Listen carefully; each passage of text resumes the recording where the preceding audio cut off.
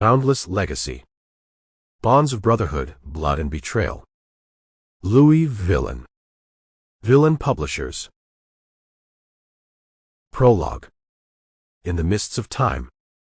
The wind howled like a banshee, clawing at the ancient stone walls of Wyndsor Manor. Inside, Lord Edward Thornton paced the oak-paneled library, his brow furrowed in a storm that mirrored the one raging outside.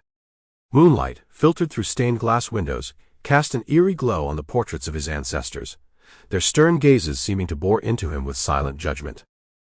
He stopped before a particular portrait, a woman with eyes as blue as the summer sky and a smile that could melt glaciers.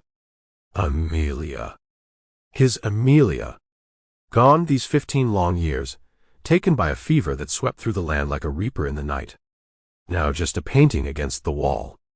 His hand tightened around a worn leather-bound book, its pages filled with her flowing script, each word a balm to his wounded soul. Suddenly, a rapping at the door shattered the silence. "My lord," came a hesitant voice, muffled by the heavy oak. "Enter," Edward rasped, his voice rough with unshed grief. The door creaked open, revealing a young page, his face pale and eyes wide. "My lord," he stammered, "there's a woman at the gate. She insists on seeing you."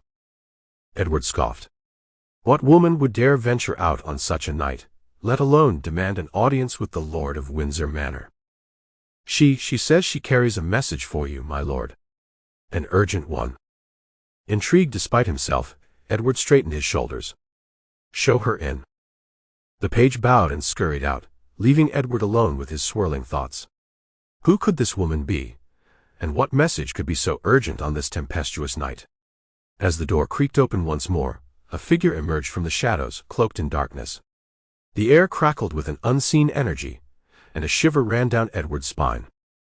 "Lord Thornton," the woman's voice was low and husky like wind whispering through ancient trees.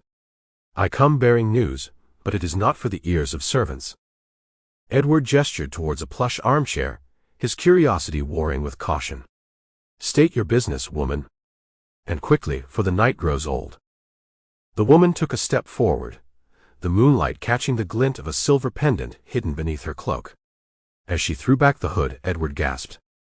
Her eyes, the color of storm clouds, held an ancient wisdom that belied her youthful face. But it was the mark on her forehead, a swirling symbol that seemed to pulse with an inner light, that truly sent a jolt through him. "I am Alara," she said, her voice filled with power, "and I bring a message from beyond the veil." Edward's heart hammered against his ribs. "Beyond the veil? What do you mean?" Alara smiled, a knowing glint in her eyes. Sample complete. Ready to continue?